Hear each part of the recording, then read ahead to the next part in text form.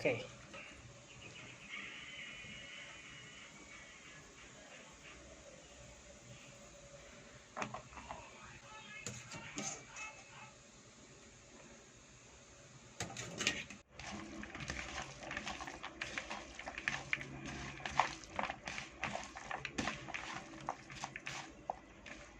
หมึกสงคาสวัสดีครับ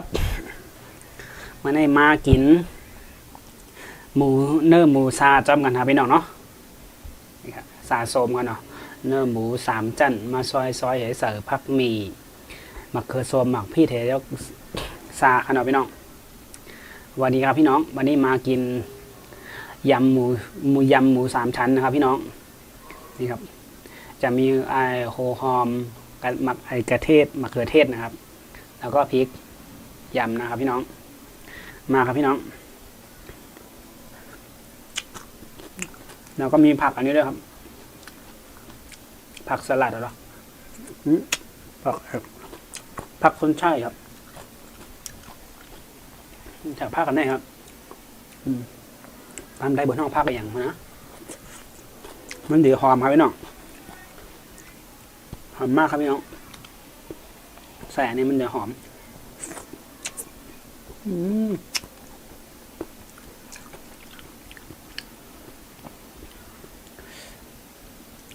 อร่อยครับมีข้าวมันนะ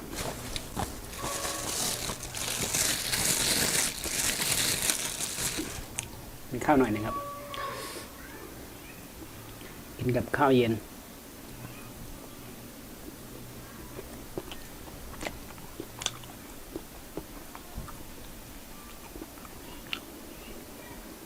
นี่ครับพี่น้อง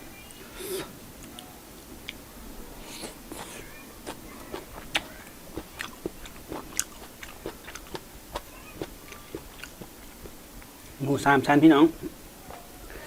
หมู3 ชั้นเอามาซอยแล้วต้มครับลวกน้ำร้อนหน่อย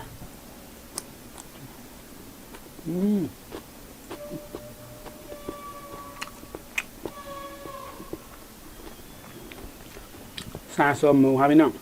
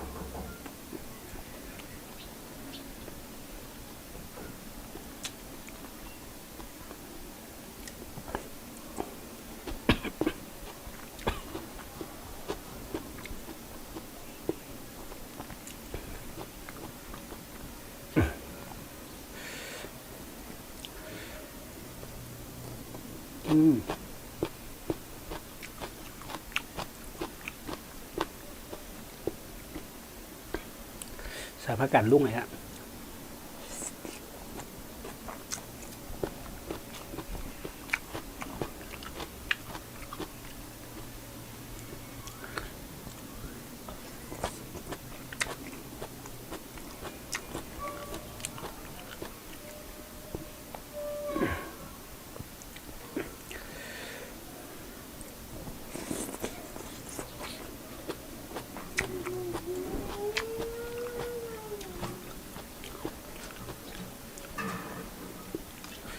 สะสมหมูกินหลาย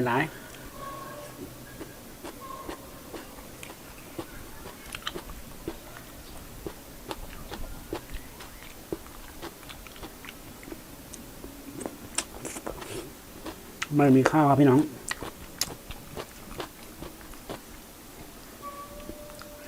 กินยำหมูสามชั้นครับ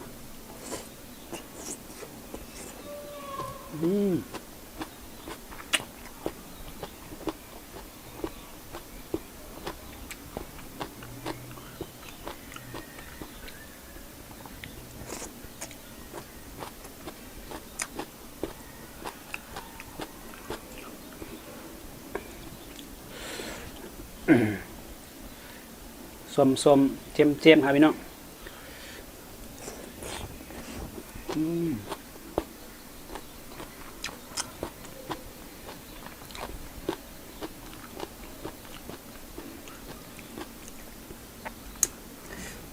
แล้วใส่ซอสมะเขือเทศด้วยพี่น้องมันจะ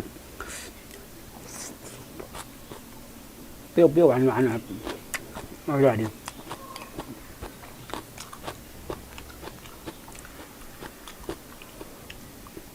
ถ้าพี่น้องคนไหนอยากลองไปกินดูก็ลองทำดูนะครับมีมะเขือเทศหอมแดงแค่นี้ครับแล้วก็กะหล่ำปี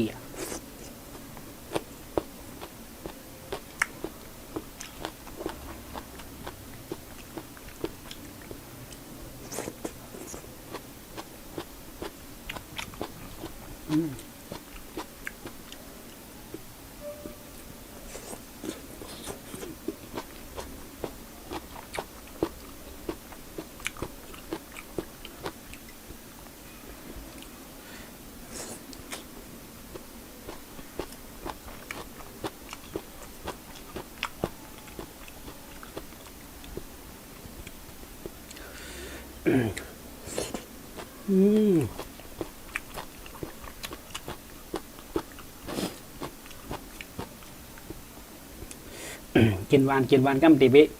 ตีรีบเอาหวานหน่อยพี่น้อง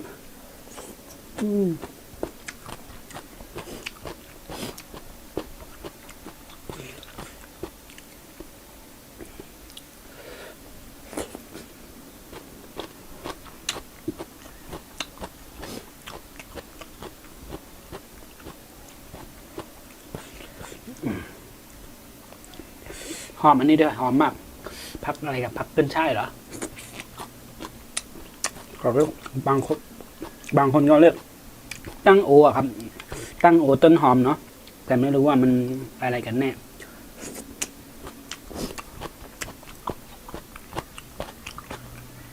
ภาคเหนือเขาเรียกกันว่าตั้งโอแต่ภาคนี้เขาเรียกขึ้นช่าย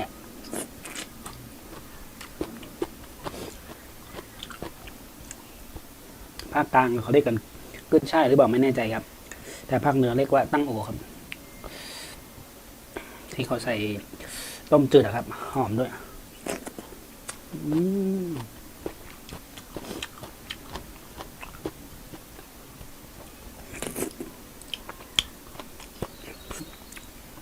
หวานครับพี่น้อง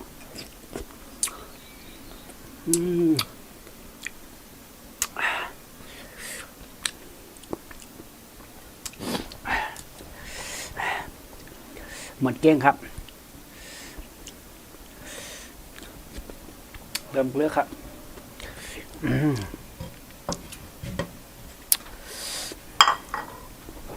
โอเคสำหรับคลิปนี้ก็จะขอลาไปก่อนนะครับเดี๋ยวเจอกันใหม่คลิปหน้าครับผมบนตามเมื่อในเกาตีย้อนถึงมองหน้าก่อนกันเนาะเดี๋ยวกันย่ากันแทงบอกลื่นค่ะปล่อยซุ่มโกโก้ค่ะสวัสดีครับบ๊ายบาย